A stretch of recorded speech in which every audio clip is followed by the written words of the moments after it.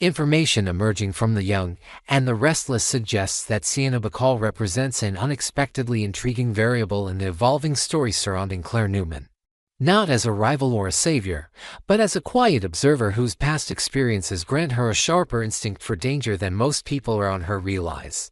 As long as Sienna remains away from Los Angeles, California return, she is reportedly considering with increasing seriousness. Her position allows her to collect fragments of intelligence that others either overlook or underestimate.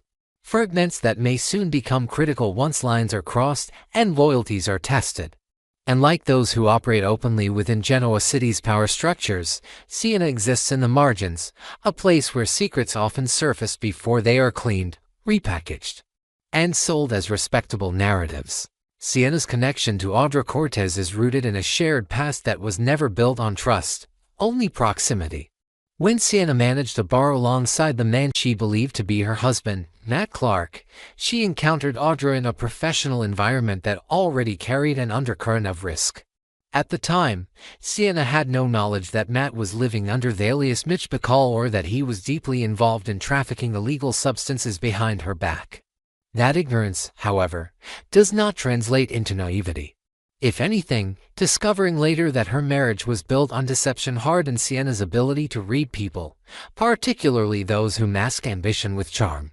Audra, from the beginning, fell into a category Sienna instinctively distrusted, not because of a single provable offense, but because of the way Audra treated truth as something flexible, transactional, and ultimately disposable. Claire Newman's own skepticism toward Audra mirrors Sienna's judgment, though the two women arrive at it from different paths.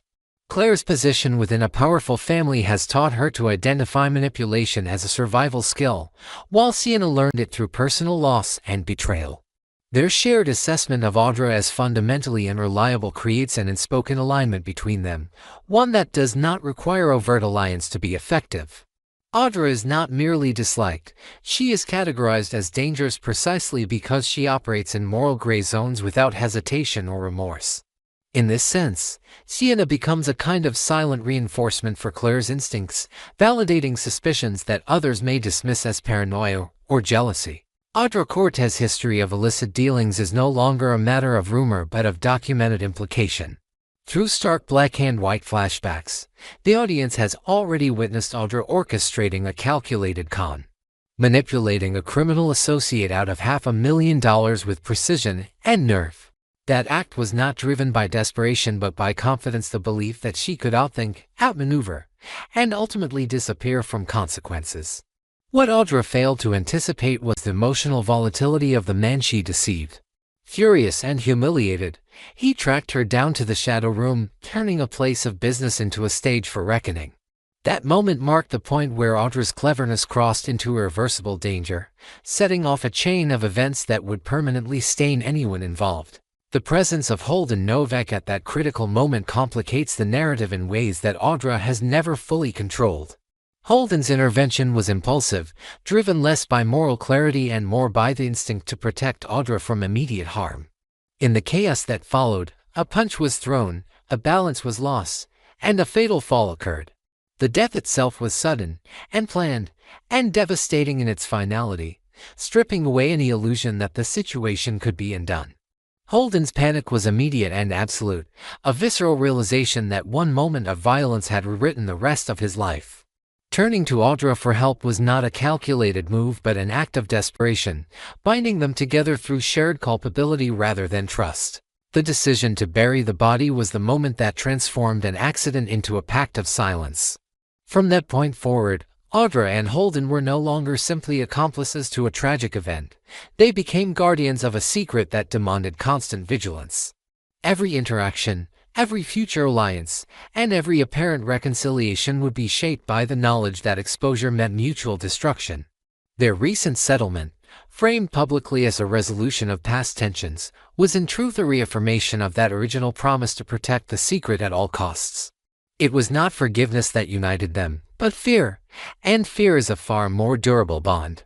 Within this web of concealed crimes and unstable alliances, Claire Newman's romantic involvement with Carl Abbott introduces another layer of vulnerability. Kyle's position as her second love is significant not because of its order, but because it exists at a moment when Claire is still defining who she is independent of her family legacy. His earlier assistance to Audra, well-intentioned or not, places him dangerously close to a narrative he does not fully understand. That proximity alone becomes a liability, one that Audra may exploit if she senses that her past is closing in on her.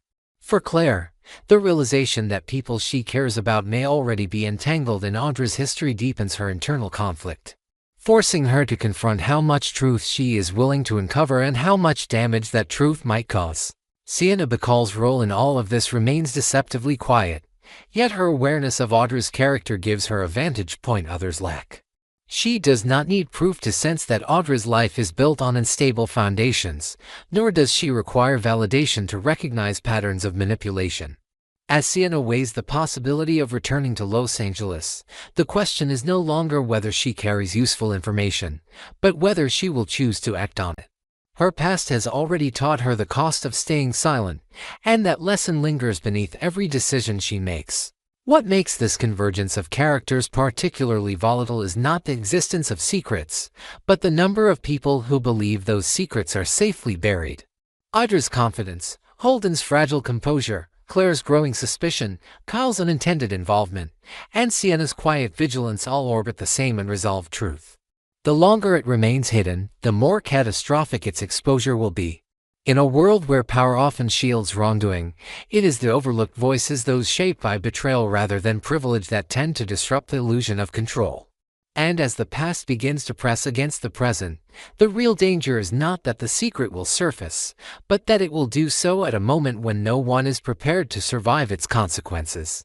Sienna had always imagined that if happiness ever came for her, it would arrive clean and uncomplicated, a fresh start untainted by old scars and bad decisions. Instead, what she found with Noah was a kind of fragile peace built on top of a battlefield, a love that made her feel safe and exposed at the same time. Wanting a happy life with him was not a vague dream, it was something she could almost touch now, something she could picture in ordinary details like shared mornings, quiet evenings, and laughter that didn't have to compete with fear. Yet every time she let herself lean into that vision, the shadow of her past rose up as a weight that threatened to drag both of them down. Sienna was trying very hard to stay firm in her decision to return to Los Angeles, telling herself that putting distance between Noah and the chaos that had defined her life was the only way to truly protect him. In her mind, the past with Matt was not just a closed chapter, it was a toxic stain that might never fully wash out. She believed that what she had been through, what she had survived, and what she had unknowingly been entangled in, made her damaged in ways Noah did not deserve to shoulder. To her, loving him meant considering whether she was too much of a risk for someone who still had the option of a calmer life. Noah saw it differently, and his refusal to accept her self-imposed guilt only intensified the emotional tension between them. He had fallen in love with Sienna not because she was perfect, but because she was honest in a world where most people were hiding something. After everything they had just endured together with Matt, the lies, the fear, the revelations, Noah did not see Sienna as a burden, but as a survivor who had finally found someone willing to stand beside her without flinching. The idea of starting over with her was not wishful thinking in his eyes, it was a deliberate choice. While Sienna looked at Los Angeles as a dangerous stage where every unresolved secret could reappear, Noah saw it as a place where they could reclaim their lives on their own terms. Matt was still part of the story, locked away in prison because Victor had stepped in to prevent Nick from killing him in a moment of rage. That single decision had trapped Matt in a cell but left his presence lingering in there like smoke after a fire. He was physically contained, but his memory still sat between Sienna and Noah like a third figure at the table. A reminder of the kind of darkness she had once been wrapped around without even realizing it. For Sienna, the life she wanted with Noah implied a clear separation from Matt, a definitive break that went beyond legal status and reached into the deepest parts of her identity. Saying goodbye to Matt was not just ending a relationship, it was admitting that the person she had been with him was someone she no longer wished to be. Yet her time in Genoa City was making her hesitate, forcing her to question whether she had the strength to close that door completely or whether some part of her was still tethered to the mess he had left behind. Her feelings for Noah were not mild, not something she could brush aside and categorize as temporary. The concern she felt for him was not born out of obligation or habit, but out of a genuine, steady affection that had grown stronger with every trial they had faced. Noah could see it in the way she watched him when she thought he wasn't looking, and the way her voice softened around his name even when she tried to sound firm. In the way her eyes flashed with fear whenever the conversation turned to risk and consequences. His offer to go back to Los Angeles with her was not just romantic. It was a form of commitment that told her he was willing to follow her into any storm rather than stand safely on shore and let her face it alone. That offer shifted something inside her, strengthening the belief that what they had might actually endure if they stayed aligned and refused to let the past dictate their future. Still, love did not erase the practical dangers circling them. While Sienna wrestled with whether she was allowed to truly claim this second chance, another conflict was brewing just out of her direct line of sight. One that threatened to pull her back into the kind of moral and emotional tangle she had hoped to leave behind. Claire, like Sienna, was navigating a space where affection, suspicion, and survival were all hopelessly intertwined. In recent weeks, Audra had stepped forward with an unexpected offer of reconciliation, framing it as a sincere attempt to reset their dynamic, to move beyond tension and mistrust. On the surface, it might have looked like character growth, a woman choosing peace after years of manipulation and schemes, but Claire did not believe a word of it. She had watched Audra long enough to recognize that sudden displays of goodwill were rarely unmotivated. To Claire, the apology felt less like a bridge and more like a trap, an invitation to let her guard down at precisely the wrong moment. This instinctive rejection of Audra's supposed change of heart is part of what keeps Sienna's potential role open in the unfolding story. Both Claire and Sienna have independently come to the same conclusion about Audra's corrosive influence, and while they are not officially working together, their shared perspective forms an invisible alignment. Sienna knows from experience that Audra gravitates toward opportunities that allow her to bend people and circumstances to her advantage. And Claire knows from observation that anyone who stands too close to Audra for too long eventually pays a price. What complicates Claire's situation is not just Audra's duplicity, but the gaps in Claire's knowledge. She does not yet understand the full extent of what happened in the shadow room, does not see the invisible chain linking Audra and Holden together in a secret soaked in fear. Claire may sense that Audra is hiding something significant, but she does not realize that if the truth were to surface, Holden could be staring down a prison sentence. The fatal fall, the frantic decision to bury a body, the unspoken pact that followed, none of these details have reached Claire's awareness. She is fighting an enemy she knows is dangerous, but she does not yet grasp how desperate that enemy might become if cornered. The stakes are heightened by the presence of Detective Burrow in town, a man whose arrival is anything but incidental. He is not just a background figure, he is someone with his own mandate, his own case, and his own sense of timing. In a cruel twist of fate, he may be in exactly the right physical location, but at the worst possible moment for Holden and Audra. Pursuing an investigation that overlaps with the very place all three of them once lived and moved. The Shadow Room, once just a shared environment, now threatens to become the nexus where all their secrets converge. The danger here lies in the way different threads of the story are beginning to pull toward each other. Sienna's struggle to decide whether she has the right to build a life with Noah is not happening in a vacuum. It is occurring in a world where past crimes are pushing their way to the surface, and where the line between knowledge and ignorance could soon mean the difference between safety and ruin. If Sienna does return to Los Angeles with Noah by her side, she will be stepping back into a landscape still marked by the actions of Matt, the duplicity of Audra, and the unresolved ghosts of the Shadow Room.